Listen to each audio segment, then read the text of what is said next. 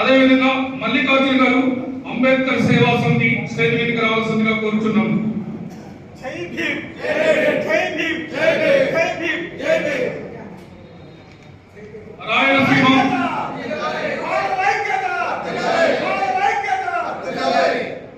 రాయలసీమ మానవనాడు కార్యదర్శి యమలా చంద్రయ్య గారిని స్టేజ్ మీదకి రావాల్సిందిగా ఆహ్వానిస్తున్నాం.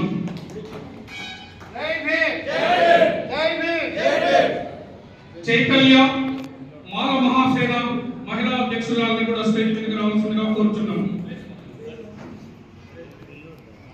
విద్యార్థి నాయకుడు మాల మహానాడు మలతోటి నరేష్ గారిని స్టేజ్ మీదకి రావాల్సిందిగా ఆహ్వానిస్తున్నాం.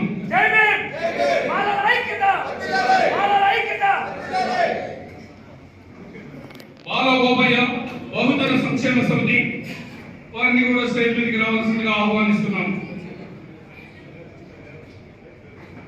కొత్తకోట నరసింహనంద గారిని స్టేజ్ మీదకి రావాల్సిందిగా ఆహ్వానిస్తున్నాం.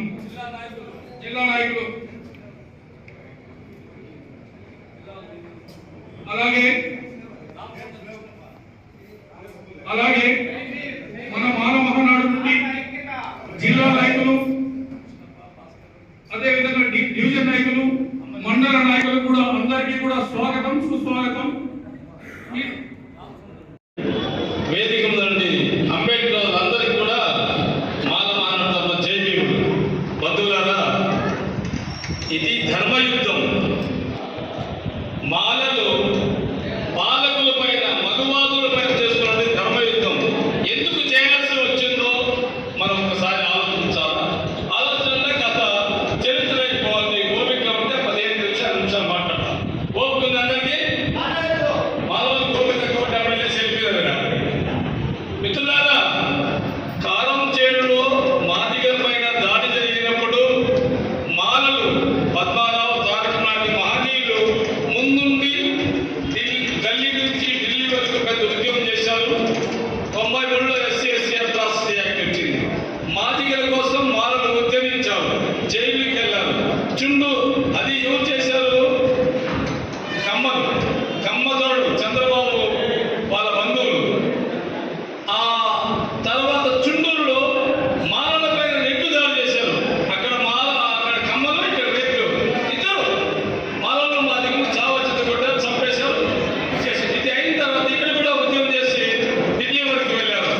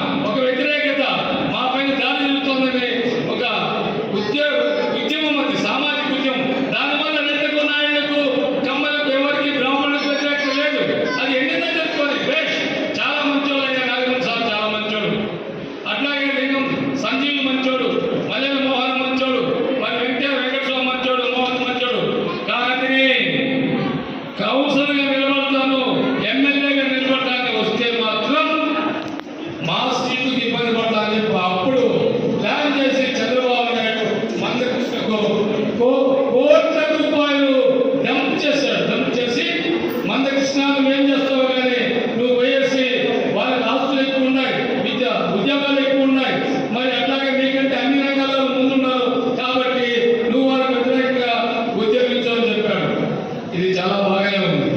అయితే ఒక మాదిగ మేధావి ప్రొఫెసర్ కాసిం ఒక మాట అంటారు, మనం చరిత్ర తెలుసుకోవాలా మిత్రులారా, చదవాలా.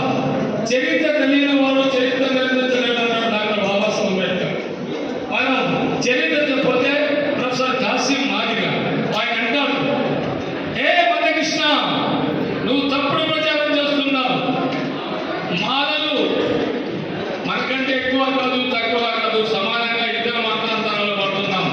కారణం ఏమంటే తెలంగాణలో మాలలు రెడ్ల వెంబడి ఉండేవాళ్ళు, అట్లాగే వీళ్ళు మాదిగలు వెలమ వెంబడి ఉండేవాళ్ళు. రెడ్లకు చదువు వచ్చింది, వెలమ చదువుకోలేదు. వెలమ చదువుకోవడానికి మాదిగలు చదువుకోలేదు. రెండు చదువుకున్నారంటే వస్తారు. మాదిగలు మాలలు కూడా చదువుకున్నారు. కాబట్టి ఈ చారిత్రక అంశాన్ని మందకృష్ణ నువ్వు తెలుసుకోకుండా మా చదువు వాళ్ళు కొట్టేశారు, మా ఉద్యోగాలను కొట్టేశారంటున్నావు.